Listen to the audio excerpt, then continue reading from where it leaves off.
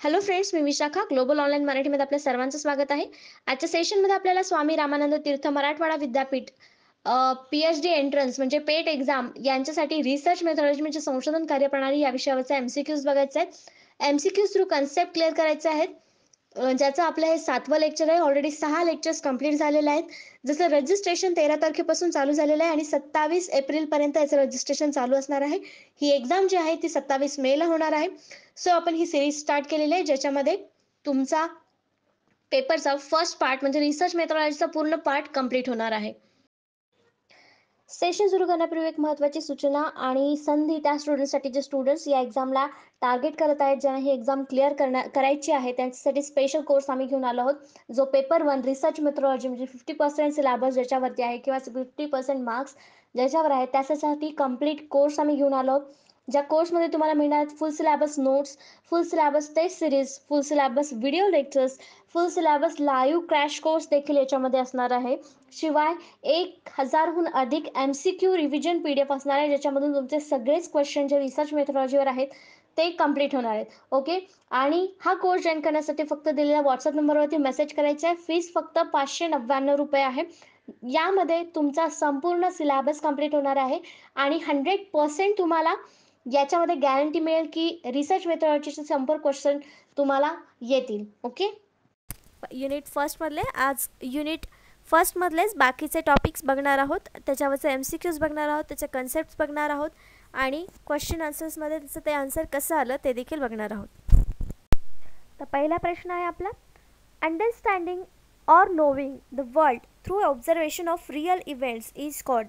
वास्तविक घटनांच्या निरीक्षणाद्वारे जगाला समजून घेणे किंवा जाणून घेणे याला म्हणतात. कशाला म्हणतात? ऑप्शन्स आहेत टॅनॅसिटी, रॅशनलिझम, एम्पिरिसिझम, इंट्युएशन. तर बुद्धिमत्ता, अनुभव की अंतर्ज्ञान. तर इथे आपल्याला विचारलेलं आहे की ज्याच्यामध्ये स्वतः आपण ऑब्झर्वेशन करणार आहेत, रिअल लाईफमधले जे इव्हेंट्स आहेत त्याला स्वतः आपण अनुभवणार आहेत, त्याला समजून घेणार आहे आपल्या स्वतःच्याच भाषेमध्ये आपण स्वतः तिथे राहून. म्हणजे काय आहे, इथे आपल्याला एक एक्सपिरियन्स मिळणार आहे, इथे आपल्याला अनुभव मिळणार आहे. मग याचं करेक्ट आन्सर इथे काय असणार आहे? एम्पिरिसिझम म्हणजे अनुभववाद ज्याला म्हणतो आपण. स्वतः वास्तविक घटनांबद्दल निरीक्षण करून जगाला समजून घेणे आणि जाणून घेणे याला एम्पिरिसिझम म्हणतात, अनुभववाद असं म्हणतात. म्हणून आपलं करेक्ट आन्सर इथे सी आलेला आहे, एम्पिरिसिझम, अनुभववाद. Empiricism is a theory that all knowledge is built on experience derived from the various sense. आपल्याकडे जे वेगवेगळे सेन्स आहेत त्याच्यामधून आपण जे एक्सपिरियन्स घेतो त्याच्यातून आपण नॉलेज प्राप्त करत असतो, त्याला आपण एम्पिरिसिझम असं म्हणतो. Take a quiz and learn about the theory. Empiricism theory states that knowledge comes primary from. तर आपण एखादा प्रश्न विचारतो आणि त्याच्याबद्दल उत्तरं येतं, ते आपली थेअरी होते, त्याला आपण अनुभवजन्य नॉलेज असं म्हणू शकतो. म्हणजे empiricism theory states that knowledge comes from primary from. तर जिथून जेव्हा आपण एखादा प्रश्न निर्माण करतो तेव्हा तिथूनच आपल्याला एखादी थेअरी प्राथमिक निघते किंवा तयार होत असते. In the philosophy of science, empiricism is a theory of knowledge which emphasizes those aspects of scientific knowledge that are closely related to the experience. तर याच्यामध्ये आपल्याला सांगितलेलं की एम्पिरिसिझम जे आहे ते एक्सपिरियन्समधून आलेलं आहे किंवा एक्सपिरियन्सशी जास्त क्लोज्ड आहे. सायंटिफिक नॉलेज आपल्याला मिळतं त्याच्यातून, म्हणजे वैज्ञानिक ज्ञान तर मिळतं आहे, पण ते कशातून मिळतं आहे? आपल्या एक्सपिरियन्समधून, आपल्या अनुभवातून ते आपल्याला प्राप्त होत आहे. Especially as formed through the deliberate experimental arrangements. Hence science is considered to be methodologically empirical in nature. तर जे काही आपल्याला माहिती मिळते आहे ते आपल्या प्रयोगातूनच मिळते आहे. प्रयोग अरेंज आपोआप होतात, पण त्यातून आपण अनुभव घेतो आणि मग ते आपल्याला एखादी थेअरी किंवा एखादा सायन्सचं नॉलेज त्यातून आपल्याला प्राप्त होतं. म्हणून आपण असं म्हणतो की विज्ञान हे एक पद्धती आहे, अनुभव, निसर्गातून अनुभव घेऊन शिकण्याची गोष्ट आहे, नॉलेज मिळवण्याची गोष्ट आहे. तर एम्पिरिसिझम म्हणजे काय आपल्याला समजलं? एम्पिरिसिझम म्हणजे अनुभववाद आणि एम्पेरिकल रिसर्च जो असतो तो अनुभवजन्य रिसर्च असतो, म्हणजे तो स्वतः आपण तिथे तयार केलेला असतो किंवा आपण स्वतः त्याचा अनुभव घेऊन, एक्सपिरियन्स घेऊन तो तयार केलेला असतो. नेक्स्ट क्वेश्चन आहे सेकंड नंबरचा, व्हॉट डज अन एम्पिरिसिस्ट बिलीव्ह. तर एम्पिरिसिझम आपल्याला समजलं. आता प्रश्न विचारला आहे एम्पिरिसिस्ट कशावर विश्वास ठेवतात. अनुभववाद्यांचा काय विश्वास आहे किंवा त्यांचा म्हणणं काय आहे, त्यांचा एक विश्वास काय आहे. ऑप्शन्स आहेत, we should not apply natural science methods to the science social science research. सामाजिक विज्ञान संशोधनात आपण नैसर्गिक विज्ञान पद्धती लागू करू नये. It is the socialistism aim to understand the meaning of social action. सामाजिक क्रियेचा अर्थ समजणे हे समाजशास्त्रांचे ध्येय आहे. Knowledge in the form of facts should be gain through the sensory experience. ज्ञान तथ्याच्या रूपात ज्ञानेंद्रियाच्या अनुभवाने प्राप्त केले जावे. D, research conducted within the British empire was biased and unreliable. British साम्राज्यात केलेले संशोधन पक्षपाती आणि अविश्वसनीय होते. तर इथे आपलं कुठलं ऑप्शन करेक्ट आहे, त्यातून एक एक ऑप्शन आपल्याला कट करायचं आहे. जे डी ऑप्शन आपल्याला इथे बायस्ड आणि अनरिलायबल असेल असं ऑप्शन आपल्याला नाही आहे रिसर्चमध्ये, मग किंबहुना ते रिसर्चचं कॅरेक्टरिस्टिक्स नाही आहे. मग आपलं इथं ऑप्शन जे आहे डी ते सर्वात प्रथम कट होत आहे, म्हणजे डी ऑप्शन आपलं उत्तर नसणार आहे. मग पुढचं काय विचारलेलं आहे की it is a sociologist aim to understand the meaning of social action. सामाजिक क्रियेचा अर्थ समजून घेणे हे समाजशास्त्राचं ध्येय आहे का? नाही, त्याचे आणखीन वेगवेगळे ध्येय आहेत. आणि हा अनुभववाद्यांचा विश्वास असणार आहे का? तर नाही, मग बी सुद्धा आपला ऑप्शन नसणार आहे. नेक्स्ट आहे ए, जे बोललेलं आहे की सामाजिक विज्ञान संशोधनात आपण नैसर्गिक विज्ञान पद्धती लागू करू नये. तर अशा प्रकारचा कुठलाही अनुभववाद्यांचा विश्वास नाही. तर ते दोन्हीही आपल्याला एकत्र करून कधी कधी नवीन नॉलेज मिळवण्यासाठी आपण ते वापरू शकतो. म्हणून असं न करणं हे देखील अनुभववादांचा विश्वास नाही. मग आपल्या इथे करेक्ट आन्सर काय असणार आहे? C, knowledge in the form of fact should be gain through sensory experience.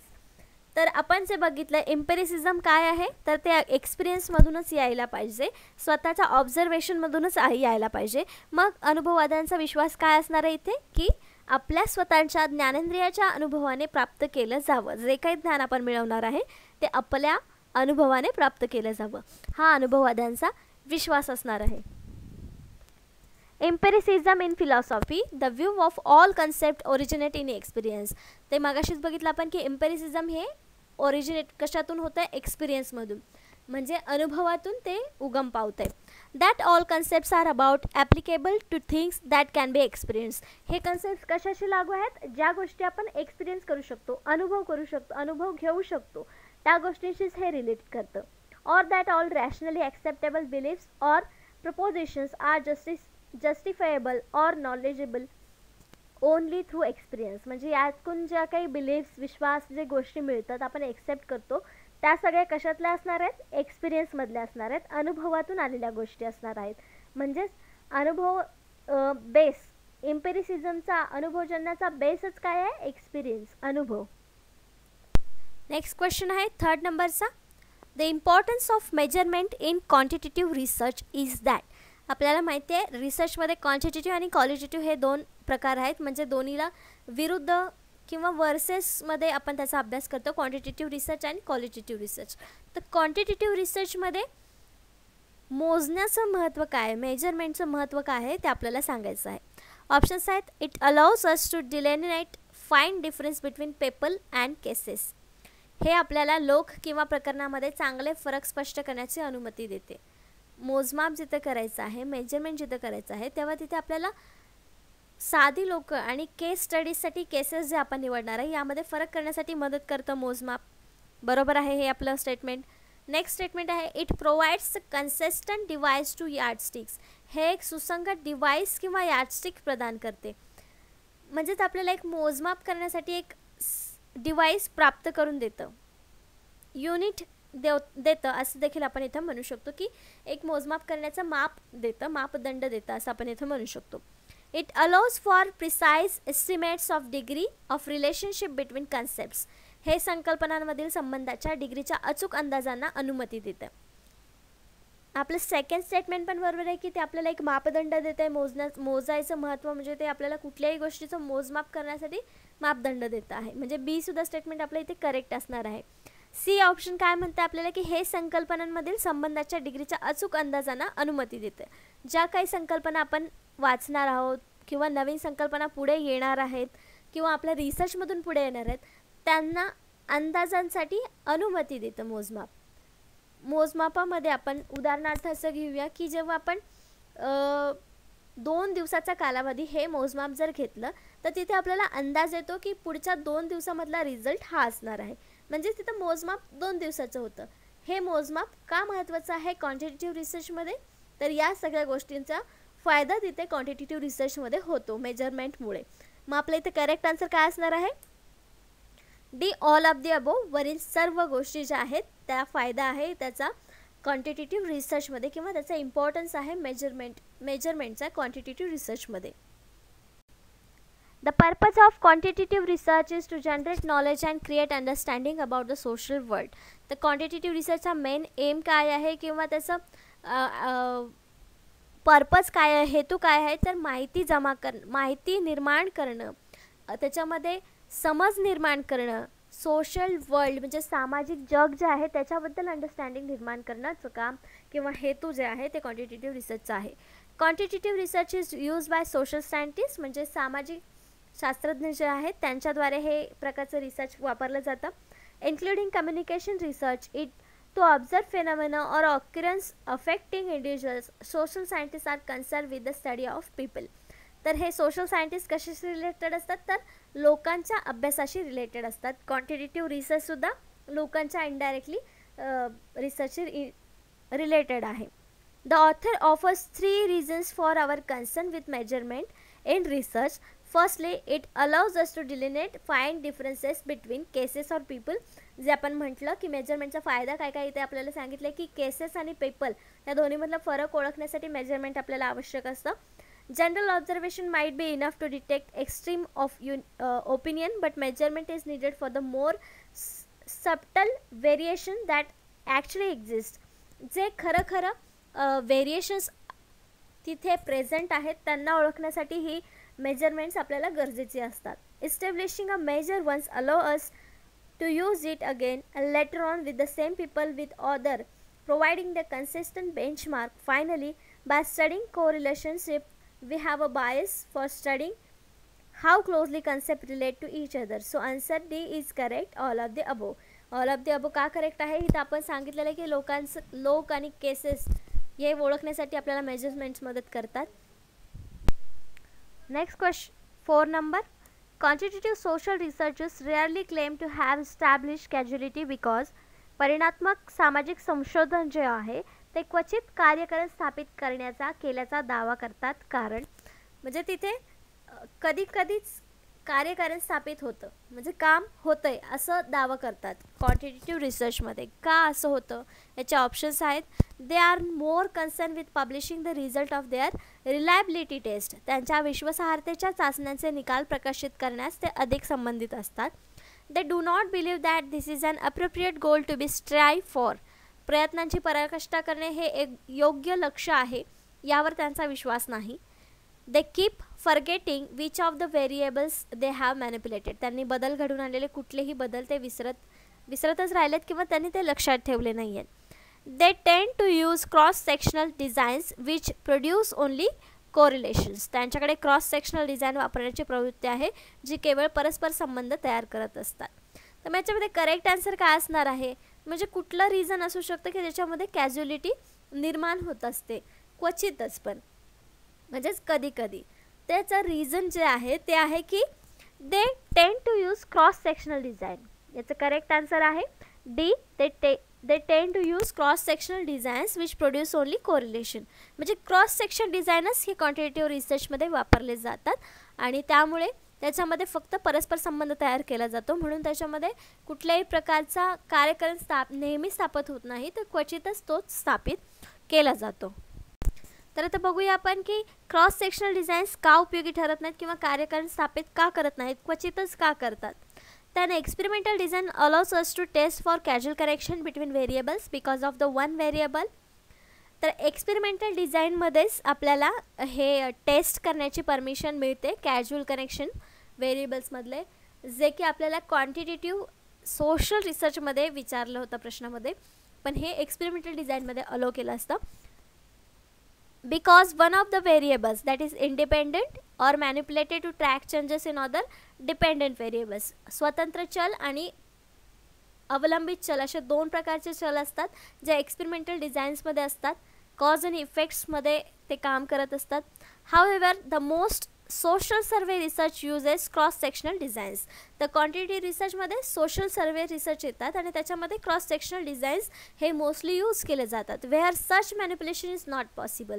जसं एक्सपेरिमेंटल डिझाईन्समध्ये इंडिपेंडंट व्हेरिएबल डिपेंडंट व्हेरिएबलमध्ये मॅनिप्युलेशन होतं, ते क्रॉस सेक्शन डिझाईनमध्ये पॉसिबल नाही होत बहुतेक वेळा. Consequently, degree of correlation between variables can be determined, but causality remains interferential. तर काही घटकामध्ये काय होतं की व्हेरिएबल्स डिटरमाइन होतात पण त्यांची कॅज्युअलिटी निर्माण होत नाही किंवा तिथे जागा घेत नाही. If you give answer B, you should recognize that very few researchers are interested in mere description of things. They usually want to find out why things are the way they are so that they can be remade by replicated. Causality is an appropriate goal, simply difficult to achieve. तर casualty जी गोष्ट आहे, जे गोल आहे ते simply achieve होत नाही, ते difficult आहे. मग हे एक्सपेरिमेंटल डिझाईनमध्ये शक्य आहेत कारण तिथे जे व्हेरिएबल्स असतात ते एकमेकांना मॅनिप्युलेट करत असतात. पण क्रॉस सेक्शनल्समध्ये हे शक्य नसतं. म्हणून आपलं तिथे करेक्ट आन्सर जे आलं होतं ते डी आलं होतं की क्रॉस सेक्शनल डिझाईन्स तिथे यूज केली जाते, म्हणून तिथे कार्यकरण स्थापित क्वचितच होतं. नेक्स्ट क्वेश्चन आहे 5th नंबरचा. Quantitative research has been criticised because. प्रमाणित संशोधनावर टीका केली गेली आहे कारण जे आत्तापर्यंत आपण क्वांटिटेटिव्ह रिसर्चबद्दल बघतो आहोत त्याच्यावर टीका केली गेली आहे. तर का केली गेलेली आहे ते आपल्याला सांगायचं आहे. ऑप्शन्स आहेत. The measurement process suggest a spurious and artificial sense of accuracy. मापन प्रक्रिया अचूकतेची उत्तेजक आणि कृत्रिम अर्थ सूचित करते म्हणून. The Reliance on instruments and procedure makes it high in ecological validity. साधनांवर आणि प्रक्रियांवर अवलंबून राहून ते पर्यावरणीय वैधतेमध्ये उच्च आहे म्हणून. It underestimate the similarities between object in natural and social words. हे नैसर्गिक आणि सामाजिक जगातील वस्तूंमध्ये समानता कमी लेखते म्हणून. डी ऑल ऑफ दी अबो. तर टीका केली गेली आहे याचं एकच रिझन असू शकतं, ऑल ऑफ दी अबो नसेल. मग याचं करेक्ट आन्सर असणार आहे ते आहे A. The measurement process suggest a spurious and artificial sense of accuracy. तर क्वांटिटेटिव्ह रिसर्चमध्ये आपण बघितलं की आकड्यांची रिलेटेड जे रिसर्च केले जातात ते इथे येतात आणि आर्टिफिशियल सेन्स ऑफ ॲक्युरेसी याच्यामध्ये निर्माण होऊ शकते किंवा कृत्रिम अर्थ याच्यामध्ये आपल्याला सूचित होत असतात. अशा प्रकारची टीका याच्यावर केली गेलेली आहे. तर काय हे क्रिटिक्स आहेत किंवा त्याच्यावरती गंभीर आरोप आहेत ते बघूया. Some critics of quantitative research see it as pretending that photograph is good representation of life rather than being a frozen instant of it. As a consequence, quantitative research is accused of assuming that social life is static, clearly not case. तर त्यांनी काय सांगितलेलं आहे, quantitative रिसर्चमध्ये photograph खूप छान लाईफचं दर्शन आपल्याला देतं किंवा रिप्रेझेंट करतं असं सांगितलेलं आहे. पण क्वांटिटेटिव्ह रिसर्चमध्ये हे काय म्हणतं की लाईफ जी आहे, सोशल लाईफ जी आहे ती स्टॅटिक आहे. सांख्यिकीय गोष्टी त्याच्यामध्ये असतात जे क्लिअरली बाहेर येत नसतात. अशा प्रकारची टीका ते करत आहेत आपल्याला क्वांटिटेटिव्ह रिसर्चमध्ये. Further more the ontological basis of this kind of research oblige the social science researchers to regard people in the same way that physical science researchers regard nature. Again, clearly there is a world of difference. नक्कीच तिथे difference असणार आहे, दोन्हीमध्ये same नसणार आहे. सांख्यिकीय माहिती तिथे आपण रिसर्च करताना करतो, पण क्रिटिक्स असे म्हणत आहेत म्हणजे त्याच्यावरती आरोप असे आहेत की हे फोटोग्राफ आपल्या लाईफचं चांगलं प्रदर्शन करते असं दाखवण्यापेक्षा आपली लाईफ ही एक सांख्यिकीय माहिती आहे किंवा सांख्यिकी गोष्टीशी निगडीत आहे असं हे सांगतं क्वांटिटेटिव्ह रिसर्च. म्हणून हे एक गंभीर आरोप आहे क्वांटिटेटिव्ह रिसर्चवरचा. नेक्स्ट क्वेश्चन आहे 6 नंबरचा. What is repeatability. पुनरावृत्ती म्हणजे काय. तर आपल्या ऑप्शन्स आहेत. रिसर्चच्या भाषेमध्ये रिपीटेबिलिटी म्हणजे काय आहे आपल्याला सांगायचं आहे. ऑप्शन्स आहेत variability due to different operators using the gauge or different time periods or environments. Gauge किंवा वेगवेगळ्या कालावधी किंवा वातावरण वापरून वेगवेगळ्या ऑपरेटरमुळे होणारी variability. Variability due to error in process. प्रक्रियेतील त्रुटीमुळे अस्थिरता. Variability reflecting basic inherent precision of the gauge itself, स्वतः गेजची मूलभूत अंतर्निहित सुस्पष्टता दर्शवणारी variability. Variability reflecting the basic inherent precision of the process view answer, प्रक्रियेची मूलभूत अंतर्निहित सुस्पष्टता दर्शवणारी व्हेरिएबिलिटी. उत्तर पहा. त्याचा करेक्ट आन्सर आहे सी, ज्याच्यामध्ये स्वतः गेजची मूलभूत अंतर्निहित सुस्पष्टता दर्शवणारी व्हेरिएबिलिटी म्हणजे रिपीटेबिलिटी होय. Repeatability is defined as reflecting the basic inherent precision of the gauge itself through which we are measuring the unit. तर रिपीटेबिलिटी म्हणजे काय आहे? ही एक क्वांटिटेटिव्ह रिसर्चमधली टर्म आहे, कारण आपण मेजरिंगसाठी ही वापरतो. एखादी गोष्ट जेव्हा सतत म्हणजे त्याची आपल्याला मापं घ्यायची आहेत आणि प्रत्येक वेळेला आपण त्याच गोष्टीचं माप घेतोय पण त्याच्यामध्ये डिफरन्स येतो आहे, त्यालाच आपण रिपीटेबिलिटी असं म्हणतो रिसर्चमध्ये.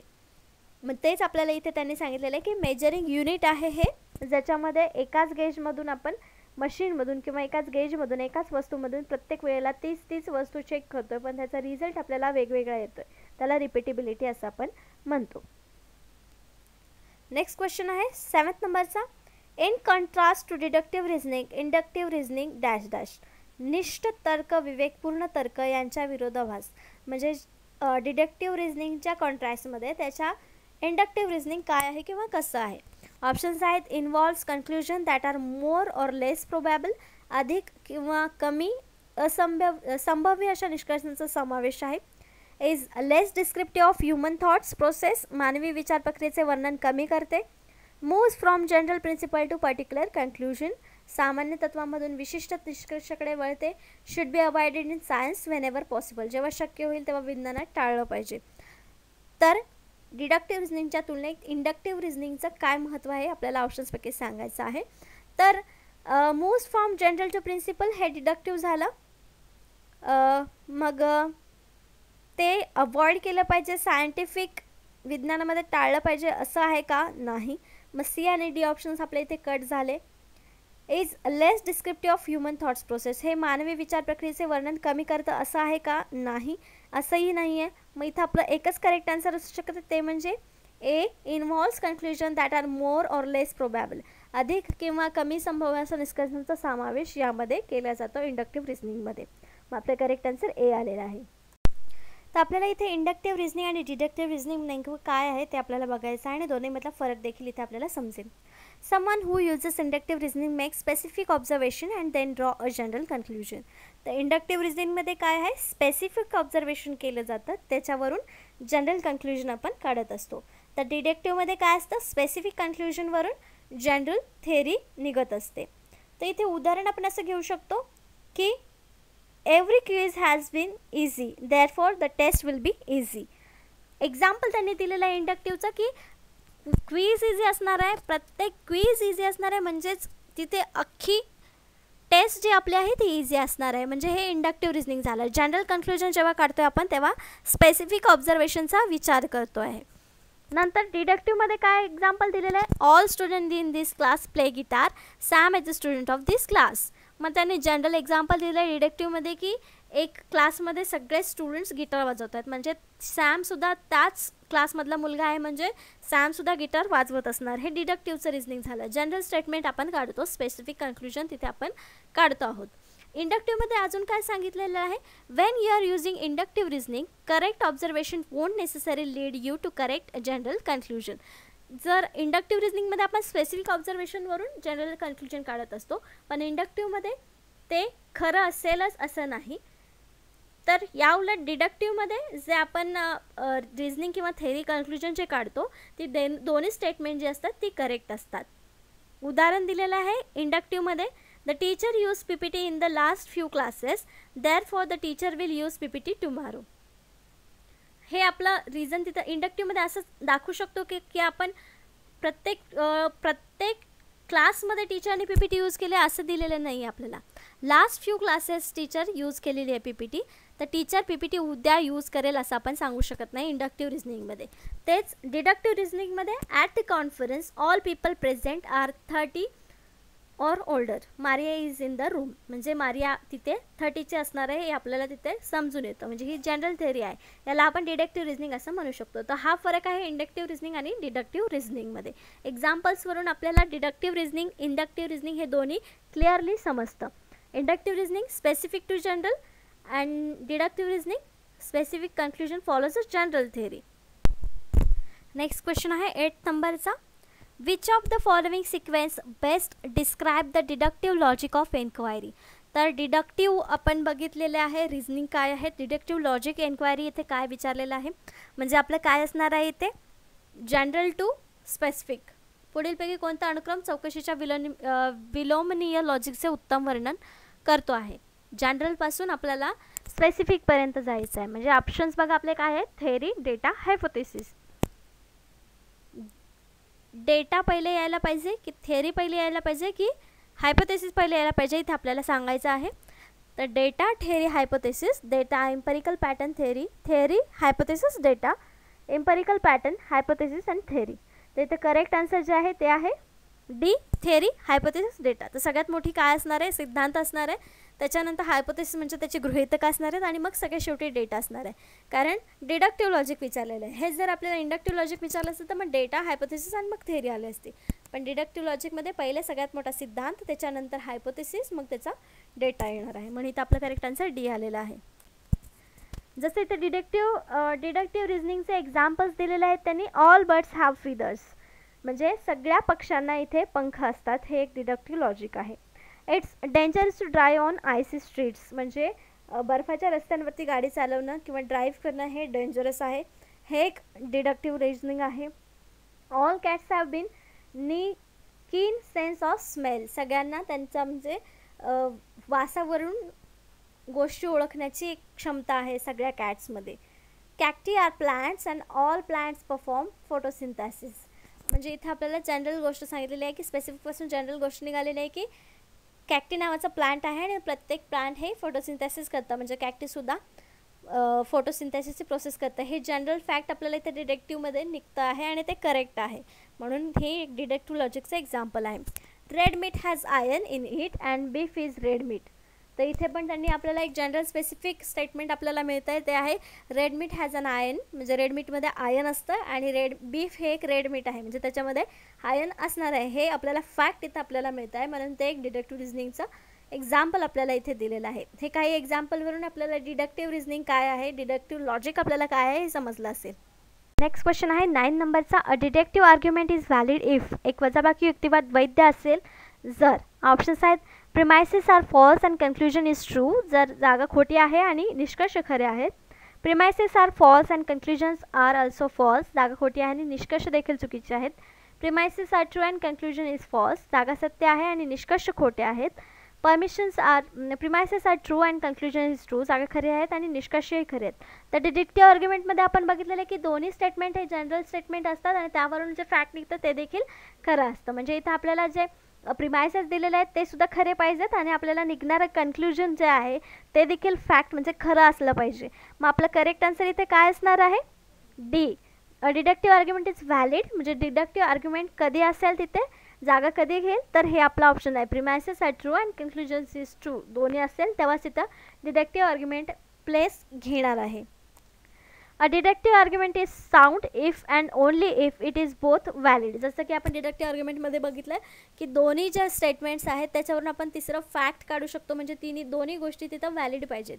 And all of its premises are actually truth, खरे असले पाहिजेत. Otherwise a deductive argument is unsound, मग तिथे डिडक्टिव्ह आर्ग्युमेंट होणार नाही जर तिथले एखादंही वाक्य जर चुकीचं असेल तर. According to the definition of deductive argument, the author of the deductive argument always intend that the premises provide the sought justification for the conclusion whereby if premises are true. म्हणजे डिडक्टिव्ह रिझनिंगमध्ये, डिडक्टिव्ह आर्ग्युमेंटमध्ये, प्रिमायसेसमध्ये म्हणजे statement जे असतात पहिले statement त्याच्यामध्ये आपल्याला clue असतो, last conclusion असेल त्याच्यावरती. म्हणजे कन्क्लुजन आहे ते सुद्धा खरं निघालं तरच ते एक डिडक्टिव्ह आर्ग्युमेंट असतं. नेक्स्ट क्वेश्चन आहे 10th नंबरचा. Inductive reasoning is based on or presuppose. आगमनात्मक तर्क, डिडक्टिव्हच्या अपोजिट इंडक्टिव्ह रिझनिंग जे आहे ते कोणत्या पूर्वस्थितीवर आधारित आहे? ऑप्शन्स आहेत युनिफॉर्मिटी ऑफ नेचर, निसर्गाचा एकसारखेपणा, युनिटी ऑफ नेचर, निसर्गाची एकता, गॉड क्रिएटेड द वर्ल्ड, देवाने जगाची निर्मिती केली आहे, लॉज ऑफ नेचर, निसर्गाचे नियम. तर कुठल्या आधारावर आहे इंडक्टिव्ह रिझनिंग? तर युनिफॉर्मिटी ऑफ नेचर, निसर्गाचा एकसारखेपणा या तत्वावर इंडक्टिव्ह रिझनिंग बेस्ट आहे, पूर्वस्थित आहे असं आपण म्हणू शकतो. म्हणजे याचं करेक्ट आन्सर आपलं ए आलेलं आहे. कसं तर बघूया. 2 types of inductive arguments. Inductive आर्ग्युमेंट्सचे 2 प्रकार आहेत. एक आहे statistical inductive argument and inductive argument which does not presuppose the uniformity of nature. ह्याच्यामध्ये नेचरचा विचार केला जात नाही किंवा निसर्गाचा एकसारखेपणाचा विचार केला जात नाही. For example 90% of college freshman can read beyond the 6th grade level. David is a college freshman, therefore David can read beyond the 6th grade level. हे इंडक्टिव्ह रिझनिंगचा आर्ग्युमेंट आहे, पण त्याच्यामध्ये स्टॅटिस्टिकल इंडक्टिव्ह आर्ग्युमेंट्स आलेले आहेत, पण हे uniformity of नेचरमध्ये नाही आहे. मग दुसरा टाईप कोणता आहे? Human inductive argument and inductive argument which presuppose the uniformity of nature. तर याच्यामध्ये निसर्गाचा एकसारखेपणा आपण दाखवू शकतो. each of the 100 college freshmen surveyed known how to spell logic. If we ask another college freshman, he or she will also know how to spell logic. म्हणजे त्याच्यामध्ये काय दिलेलं आहे की युनिफॉर्मिटी ऑफ नेचरमध्ये काय दिलेलं की भरपूर सारे एकाच वेळी भरपूर सारे कॉलेजेसमध्ये एक वर्ड सेम लिहिला जातो, तसाच दुसऱ्या जगातल्या कुठल्याही विद्यार्थ्याला तो वर्ड स्पेल करायला सांगितला तर सेमच येणार आहे. तिथं एकसारखेपणा आपल्याला दिसून येणार आहे, शिकवण्यामध्ये किंवा आता स्पेल करण्यामध्ये एकसारखेपणा दिसून येणार आहे. म्हणून इथं आपलं करेक्ट आन्सर काय होतं? Uniformity of. तर अशा प्रकारे आजचे आपले 10 प्रश्न 10 कन्सेप्ट ज्या आहेत त्या इथे क्लिअर केलेल्या आहेत. आपण नेक्स्ट लेक्चरमध्ये याच टॉपिकवरती पुढचे अजून 10 प्रश्न घेणार आहोत, जेणेकरून आपल्या राहिलेल्या कन्सेप्ट देखील याच्यातून क्लिअर व्हावा युनिट 1 मधल्या. आजच्या लेक्चरसाठी धन्यवाद.